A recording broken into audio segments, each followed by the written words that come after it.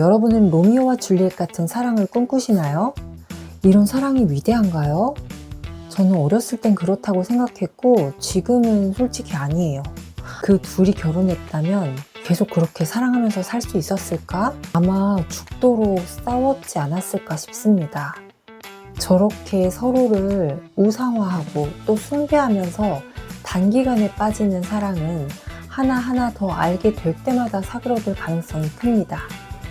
그런데 우리는 그런 게 진짜 운명적인 사랑이라고 착각을 많이 하게 되죠.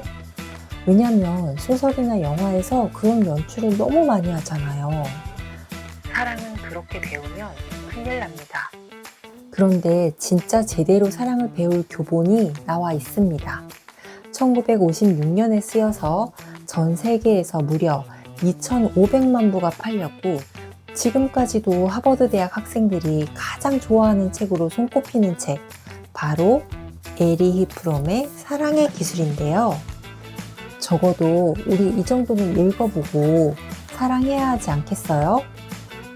진짜 위대한 정신분석학자가 작정하고 알려주겠다고 하니까, 그리고 심지어 전 세계에서 아직도 잘 팔리고 있다고 하니 이 정도면 꼭 읽어봐야 할 것 같아서 제가 읽어보고 소개드립니다. 사랑의 기술에 대한 편리한 지침을 기대하는 사람들은 이 책을 읽고 실망할 거라고 저자는 말하고 있어요. 이 책은 우리에게 사랑에 대한 제대로 된 지식과 노력이 없는 한 개인적인 사랑도 성공할 수 없다는 걸 깨우쳐 주려고 하는데요. 사랑까지도 지식과 노력이 필요한 거였어? 이건 그냥 감정 아닌가? 라고 생각할 수도 있거든요. 그리고 사랑이 너무 어려워 보이잖아요. 하지만 저자는 그렇다고 해서 사랑에 도달하는 조건들을 알아보는 일조차 삼가해서는 안 된다고 말합니다. 사랑에 대해서 배울 필요가 없다고 생각하는 사람들은 이런 생각을 하기 때문인데요. 첫째는 대부분의 사람들은 사랑의 문제가 사랑하는 문제가 아니라 사랑받는 문제로 생각하기 때문인데요. 어떻게 하면 사랑받을 수 있는가, 또 어떻게 하면 사랑스러워지는가 하는 문제를 고민해요. 그러니까 성공하거나 권력을 가지고 돈을 벌고 또는 매력적인 외모를 가지는 문제라고 생각하는 거죠. 두 번째는 사랑을 대상의 문제라고 생각하는 거예요. 그러니까 내가 사랑할 만한 대상이나 내가 사랑받을 만한 대상을 못 만나서 지금 사랑이 어렵다고 생각하는 거죠. 거칠게 말하자면 최상의 상대를 찾아냈다고 느낄 때만 사랑에 빠질 수 있다고 생각하는 겁니다. 세 번째 문제는 사랑에 빠지는 경험과 사랑을 지속하는 상태를 혼동하는 문제예요. 남남이 만나서 서로가 세상에서 가장 친밀한 사람이 되는 이 순간은 인생에서 가장 유쾌하고 어쩌면 가장 격앙된 경험일 거예요. 하지만 이런 상태는 본질적으로 계속 지속될 수가 없어요. 이런 세 가지 생각은 사랑을 엄청난 희망과 기대 속에서 시작했다가 반드시 실패로 끝나게 되는 것으로 만들 가능성이 높습니다. 그렇다면 실패하지 않기 위해서는 어떻게 해야 할까요? 에리히 프롬은 실패의 원인을 가려내고 또 사랑의 의미를 배우라고 합니다. 예를 들면 음악이나 그림, 건축 같은 기술을 배우려고 할 때처럼 똑같이 사랑도 그런 과정을 거치면서 기술을 배우라는 거죠. 일반적으로 우리는 이런 것들을 배울 때 먼저 이론을 습득하고 그 다음에 실천을 하면서 숙달되게 되어 있잖아요. 그럼 지금부터 본격적으로 사랑 공부를 시작해 보도록 하겠습니다. 사람이 다른 사람을 진정으로 사랑하는 감정은 절대 저절로 일어나지는 않는다고 책은 말하고 있어요. 특히 남녀 간의 사랑은 머릿속에서 조건을 자연스럽게 따지게 되어 있는 것 같아요. 근데 제 생각에는 이거는 인간이 가진 어떤 동물적인 본능과도 좀 관련이 있는 것 같거든요. 원래 그 자연계에서는 수컷들의 5% 정도만 교미가 가능하다고 하잖아요. 암컷들이 좀 더 생존 가능성이 높은 수컷들의 이세를 갖기 위해서 수컷들의 5%하고만 교미를 하려고 하기 때문인데요. 그러니까 자기 중심적인 이해 타산에서 개선되는 거는 저는 어느 정도 동물적인 본능이라고 생각을 합니다. 그리고 실제로 이성 간의 이런 끌림 같은 과정이 굉장히 중요하잖아요. 이런 게 없다면 어떻게 연애를 하고 결혼을 하겠습니까? 그런데 책에서 말하는 건 이거예요. 이런 조건과 어떤 끌리는 감정만으로 시작되는 사랑은 오래 못 간다는 거죠. 순간순간 느껴지는 어떤 황홀감이나 경이로움만으로 사랑이 구성되는 건 불가능하잖아요. 일단 우리 뇌 속의 호르몬이 그렇게 나오지가 않고, 그렇기 때문에 생리적으로 그런 것은 완벽하게 불가능합니다. 그러니까 이걸 지속하는 데는 이성이 사용되는 기술이 필요하다는 거예요. 우리는 우리가 가진 이성을 써서 기술을 훈련하고 적용을 하는 거죠. 사랑을 무아지경으로 빠지는 어떤 그런 것이 아니라 함께, 그러니까 두 사람이 함께 해 나가야 할 어떤 활동 같은 걸로 보는 게 더 타당합니다. 이 사랑과 기술 책에서는 건강한 사랑과 또 병적인 사랑을 보여주고요. 또 건강한 사랑을 하기 위해서 필요한 노력에 대한 이야기를 하고 있는데요.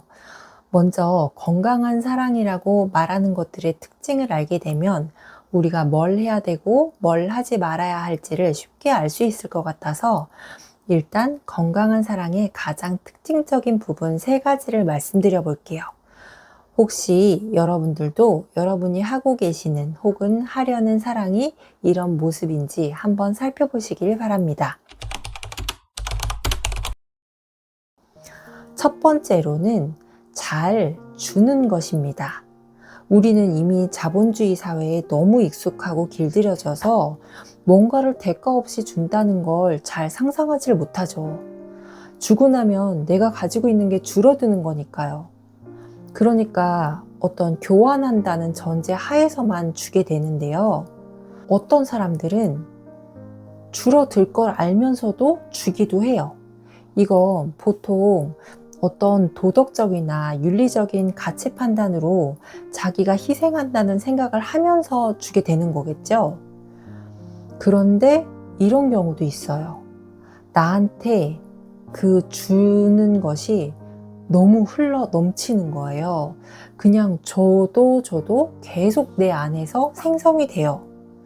그러니까 이런 경우에는 아주 기쁘게 기꺼이 다른 사람에게 내가 가진 그것을 줄 수가 있겠죠. 여기서 준다고 하는 것은 꼭 물질만을 의미하는 것은 아니에요. 그 사람의 삶에 윤기를 더하는 어떤 그런 거 있잖아요. 예를 들면 어떤 지식이랄지 유머랄지 혹은 기쁨이나 관심 이런 것들을 사람들한테 주는 거예요. 그럼 그걸 받은 사람의 삶이 전보다 더 나아지겠죠? 예를 들면 학창시절에 나한테 진심으로 관심과 지식을 주었던 선생님은 우리 지금도 생각나는 분들이 계시잖아요. 그럼 그 비슷한 경우에도 나도 그렇게 주게 되기도 하고 또 선생님이 저에게 줬던 그런 관심과 지식이 제가 사는데 계속 영향을 미쳐서 어떤 다른 형태로 생산이 되잖아요.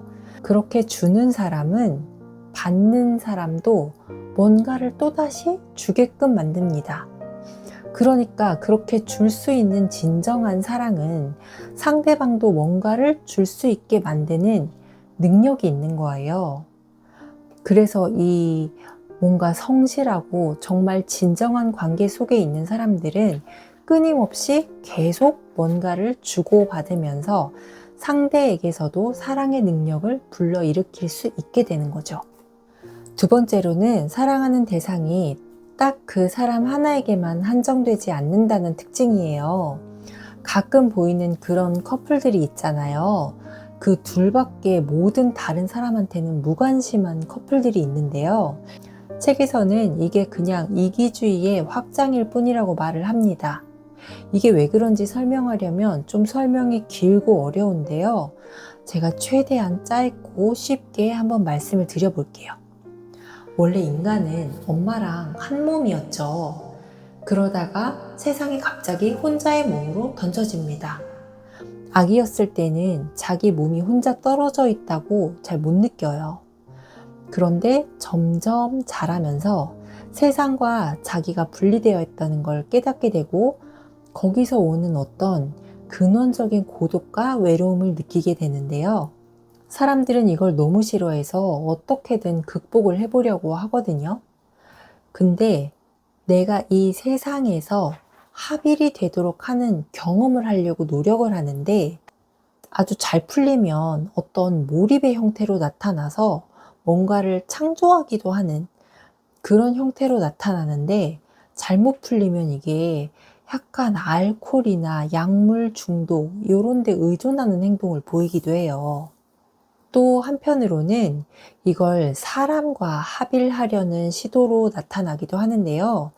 이거는 육체적으로도 정신적으로도 경험될 수 있는데 일단 육체적인 합일은 좀 일시적이고 지속이 힘든 반면에 정신적으로 합일이 가능해지는 이것을 책에서는 사랑이라고 이야기를 합니다. 그 사랑은 인간의 어떤 핵심에 도달할 수 있게 되는 어떤 것인데요. 그 사람을 알려고 내가 사랑하는 그 대상에 대해서 아주 깊숙이 알려고 하는 그 시도를 통해서 단 그 한 사람뿐만 아니라 그 사람이 속해 있는 세상, 그러니까 지금은 내가 있고 내 밖에 그 사람과 그 사람이 속해 있는 세상이 있는 거잖아요. 이것을 다 알게 된다는 내용이에요. 그렇게 그 세상을 알게 되면 그와 구분되는 나 자신까지도 알게 되겠죠. 그러니까 이 사람이 사랑하는, 알고 싶어 하는 그 사람은 단지 한 사람이 아니라 이 인류와 세상의 대표자 같은 존재가 되는 거예요. 그래서 한 사람을 알므로써 그 외에 다른 모든 것들을 알게 되는 상황이 사랑 덕분에 올 수 있게 되는 거죠. 그래서 우리 왜 한 사람이 오면 한 개의 우주가 오는 것과 같다는 말로 표현하기도 하잖아요. 이 말이 정말 괜히 나온 말이 아닌 것 같습니다. 그러니까 어떤 사람을 진정으로 사랑한다는 건 그 인류의 세계와 삶을 모두 사랑하게 되는 어떤 태도나 성격을 갖게 되는 거라고 말할 수 있어요. 그러니까 우리 그 깻잎 논쟁 같은 건 무의미한 거예요. 진정한 사랑은 단지 너만 사랑해. 우리 둘만의 세상이라는 그런 감정에 갇히지 않고 그 사람을 통해서 인류와 세계에 대한 아주 깊은 공감까지도 확장할 수 있다는 의미로 받아들일 수 있는 부분입니다. 세 번째로는 그 사람에 대해서 알고 또 존경하고 책임지고 보호하려는 특징을 가지고 있어요.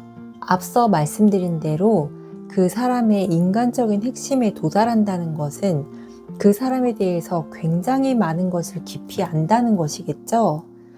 그러면 예를 들어서 그 사람이 갑자기 막 화를 내요. 근데 내가 그 사람에 대한 이해가 깊으니까 내 눈에는 그 화가 그 사람 안에 있는 어떤 불안과 근심, 그리고 외로움이나 죄책감 같은 것에서 나왔을 거라는 게 보이는 거예요. 그러니까 그걸 막 굳이 고치려고도 하지 않아요. 그 사람이 나를 위해서 뭔가를 해주기를 또 바라는 게 아니라 내가 이용할 대상으로 나에게 필요한 어떤 그런 사람이 되기를 바라는 게 아니라 그냥 있는 그대로의 그 사람을 그 모습 그대로 인정을 하고 그 독특한 개성대로 살아가기를 바라고 응원하는 거죠. 나도 있는 그대로의 내 모습으로 있는 그대로의 그 사람을 존중하는 겁니다. 이걸 바로 책에서는 존경이라고 표현을 해요. 그러니까 여기에는 어떤 소유욕이나 집착 같은 게 끼어들 수가 없는 거겠죠. 그러면서도 그 사람의 잘잘못을 어떤 지적이나 고치려고 하는 게 아니라 함께 책임지려고 하고 또 적극적인 관심을 그 사람에게 가지고 보호합니다. 예를 들면 식물을 사랑하는 사람들이 식물이 물이나 햇빛이 부족한 걸 바로 알아채고 또 필요한 걸 주는 것처럼 사랑하는 사람에게도 적극적인 관심을 가지고 그렇게 보호하고 책임지려고 하죠. 그런데 이렇게 놓고 보니까 이 책에서 말하는 사랑이 꼭 어떤 아주 성인들의 인류애 같은 느낌이 좀 들지 않나요? 맞아요. 에리 프롬의 사랑의 기술에서 말하는 사랑은 정말 뭔가 사회 동포주의적 같은 성격을 갖고 있어요. 실제로 작가는 사랑이야말로 인간을 불안과 절망에서 구해줄 유일한 해결책이라고 보고 있습니다. 하지만 남녀 간의 사랑이 에리 프롬이 말한 사랑이랑 다르지는 않을 거예요. 결국 우리는 엄청난 열정으로 시작되었지만 또 그만큼 엄청난 실망으로 끝나는 이 사랑을 실패하지 않고 계속 되게 만드는 게 목표잖아요. 그 목표를 달성하기 위해서 가장 중요한 건 너무 뻔한 답일 수 있지만 바로 나 자신이 성숙한 사람이 되는 것입니다. 그러기 위해서 필요한 것들은 책에서 실천 방법으로 소개를 하고 있는데요. 책에서도 실천 파트는 비교적 짧게 다루고 있고 저자도 이 부분은 독자 각자의 상황과 그리고 연습이 필요하다고 말을 하고 있습니다. 그래서 아마 여러분들도 책을 읽어보시고 그 부분은 스스로 찾아봐야 하시는 게 아닐까 싶습니다. 이 책을 통해서 사실은 사랑에 실용적으로 적용할 수 있는 어떤 기술을 배웠다기보다는 사랑이 무엇인지에 대한 개념을 다시 생각해 볼 수 있게 돼서 저는 참 좋았던 책입니다. 우리가 열망에 맞지 않는 그 로맨틱한 사랑은 사실 어떤 방식으로 좀 우상화되거나 아니면 너무 감상주의적이거나 아니면 어느 부분에서건 미화되어 있는 경우가 굉장히 많은데요. 이건 절대 사랑의 다가 아니라는 것을 깨닫고 진정한 사랑을 하기 위해서는 내가 더욱 괜찮고 안정적인 사람이 되어야 하고 그런 성숙한 인간이 되기 위한 노력이 꼭 필요하다는 것을 알게 되는 책이었습니다. 진짜 너무너무 좋은 책인데 제 표현이 잘 전달이 됐을지 모르겠습니다. 제가 말씀드린 부분 말고도 훌륭하고 아름다운 부분들이 정말 많은 책이니까 꼭 읽어보시기를 추천드리고요. 이건 지금 우리나라에서는 번역본을 낼 수 있는 판권이 문예출판사 밖에는 없는 것 같아요. 그래서 문예출판사에서 나온 사랑의 기술을 먼저 읽어보시고 이게 조금 어렵게 느껴지신다면 박찬국 교수님의 에리 프롬의 사랑의 기술 읽기 이 책을 보시는 걸 추천드려요. 이 책이 그 사랑의 기술을 해설해 놓은 책인데요. 사랑의 기술보다는 조금 더 편안하게 보실 수 있는 책입니다. 이 책들을 보시고 에리 프롬에 대해서 관심이 생기셨다면 역시 박찬국 교수님의 참을 수 없이 불안할 때 에리 프롬이라는 책을 추천드립니다. 그럼 오늘도 긴 시간 시청해 주셔서 감사합니다. 다음에 더 좋은 영상으로 찾아뵙겠습니다. 감사합니다.